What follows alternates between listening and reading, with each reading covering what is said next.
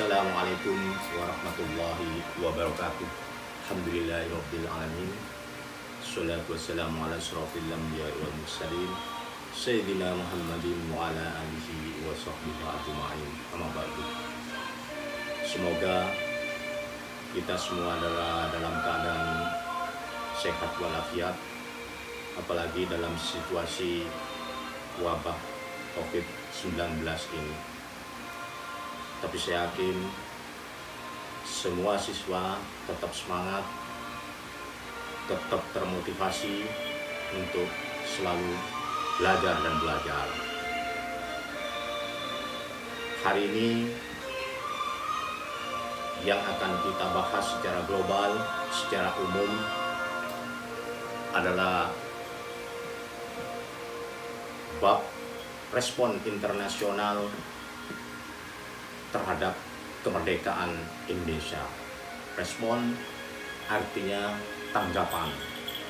Jadi tanggapan internasional terhadap kemerdekaan Indonesia yang diproklamirkan oleh Soekarno-Hatta di Jalan Pegangsaan Timur 56 Jakarta 17/8/45. Yang namanya perjuangan yang berhubungan dengan kemerdekaan atau kebebasan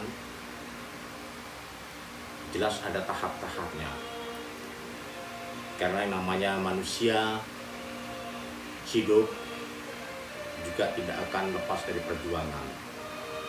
Mulai dari kecil, dewasa, sampai menjelang ajal, itu tidak lepas dari perjuangan. Termasuk di dalamnya adalah sebagai suatu negara atau suatu bangsa. Perjuangan-perjuangan tidak akan pernah lepas dari mereka. Jadi sehubungan dengan kemerdekaan ini ada 3 hal perjuangan. 1. Perjuangan merebut kemerdekaan. Yang kedua, perjuangan mengisi kemerdekaan. Dan yang ketiga adalah perjuangan mempertahankan kemerdekaan. Kapan perjuangan merebut kemerdekaan? Perjuangan merebut kemerdekaan Indonesia dimulai sejak bangsa Indonesia dikuasai oleh bangsa asing. Jadi ada 4 bangsa asing yang pernah menguasai, menjajah Indonesia dengan istilah kolonialisme, imperialisme, dan lain sebagainya. Yang intinya menguasai Indonesia, mengeruk harta kekayaannya, kemudian menguasai secara politik, militer, menduduki Indonesia. 1. Portugis. Yang kedua Belanda, Inggris, kemudian yang terakhir kita dijajah oleh bangsa Jepang selama 13 tahun. Kejam dan sangat rakus. Kapan perjuangan merebut kemerdekaan berakhir? Sudah jelas dan tegas. 17/8/45 setelah proklamasi diumumkan, berarti perjuangan merebut kemerdekaan berakhir. Jadi ibarat komik sudah tamat. Jadi jasa-jasa pahlawan-pahlawan kita dalam berjuang merebut kemerdekaan dari kekuasaan asing, mulai di Diponegoro, Imam Bonjol, Tun Nyak-Dien di sana, Tun Nyak-Dien dari Aceh, Teuku Umar juga suaminya, kemudian juga tokoh-tokoh lainnya di dalam merebut kemerdekaan, jasanya sangat besar bagi negeri ini. Mereka angkat senjata dengan senjata tradisional dan lain sebagainya, tapi pada akhirnya mereka mengalami kekalahan. Kenapa mereka kalah? 1. Perlawanan mereka masih bersifat kedaerahan, sebab pada waktu itu belum ada yang namanya Negara Kesatuan Republik Indonesia. Diponegoro melawan Belanda, mengusir Belanda, hanya mengusir Belanda dari daerah Jawa Tengah. Imam Bonjol berperang melawan Belanda, tugasnya hanya mengusir Belanda dari wilayah Minangkabau. Makanya Belanda mudah di dalam memecah belah bangsa Indonesia. Yang kedua, kita kalah senjata. Bangsa asing Belanda, Inggris sudah mengenal senjata api, kita masih tradisional, panah, keris, tombak. Jadi secara logika, kalau dipadu antara panah dengan senjata api, jelas sangat jauh. Seorang pemanah dengan senjata api apabila ditembakkan dalam waktu yang sama, panah melesat, peluru melesat, maka ketika dua senjata itu sama melesat, si pemanah meninggal dulu, mereka sudah tidak tahu apakah panahnya nyampe atau tidak. Yang ketiga, perlawanan pada waktu itu sangat tergantung kepada pemimpin.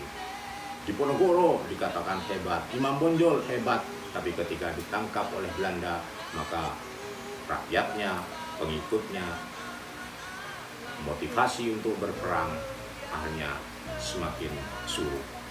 Dan yang keempat, perlawanan pada waktu itu kita kalah strategi. Belanda strateginya segala macam dipakai, licik dan lain sebagainya, adu domba digunakan, sementara kita yang pada umumnya dipimpin oleh ulama-ulama Islam, mereka berperang dengan penuh kejujuran. Jadi namanya perang kalau jujur, siapapun pasti kalah. Kita kalah strategi.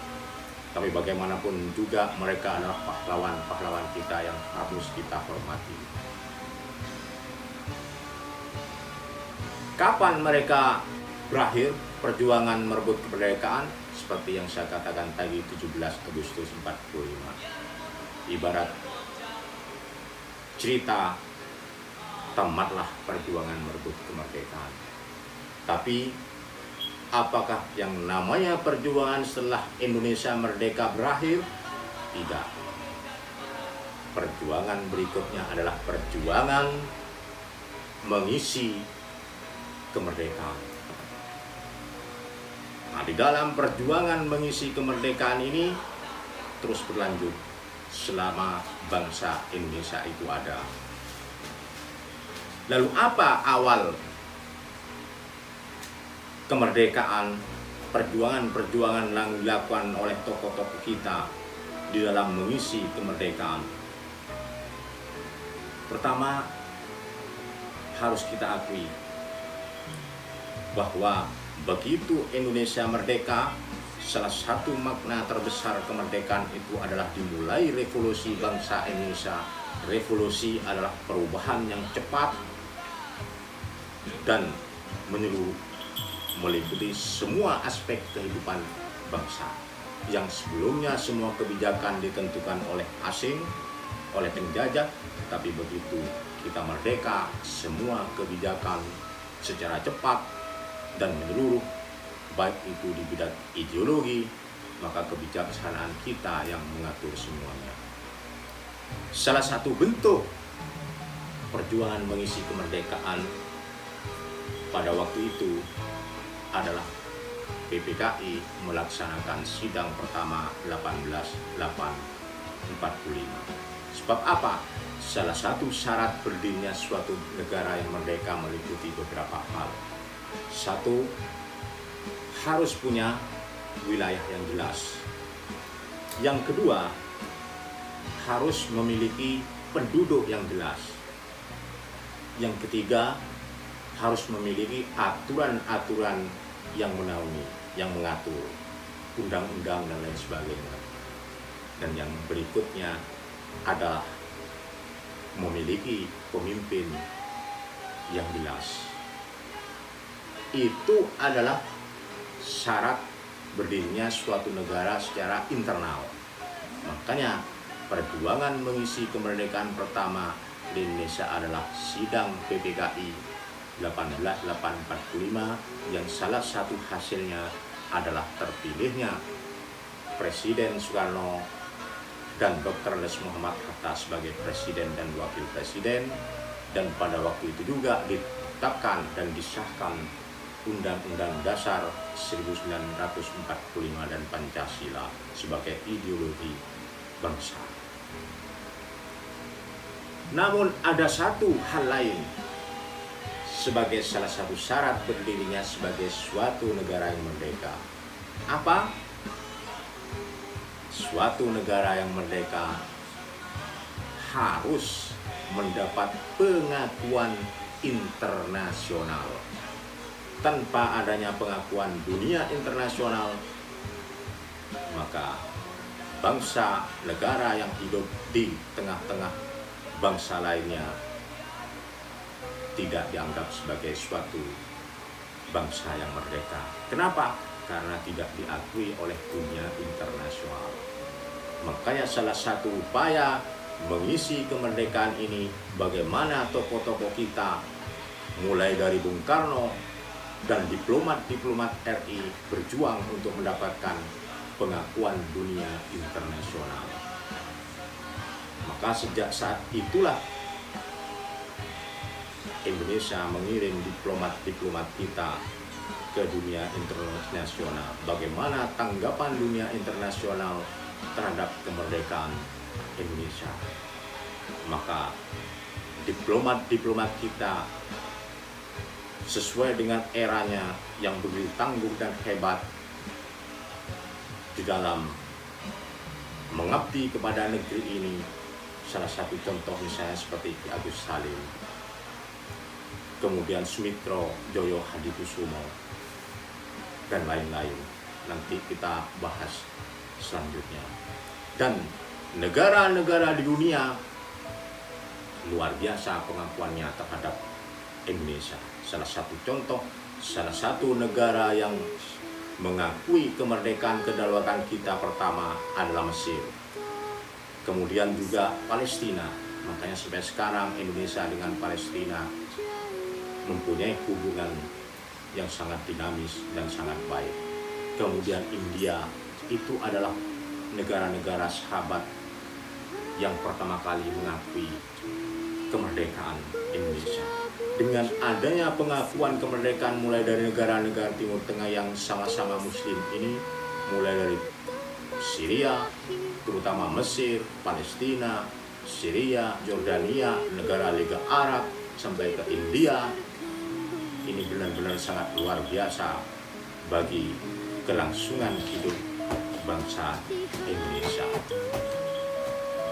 Kemudian yang ketiga, pada saat tokoh-tokoh kita melaksanakan perjuangan-perjuangan diplomatik ke luar negeri untuk mendapatkan respon internasional, sayangnya pada saat itu kita terganggu secara politik. Kenapa? Karena kita kedatangan tamu, yaitu Belanda ingin menguasai kembali Indonesia.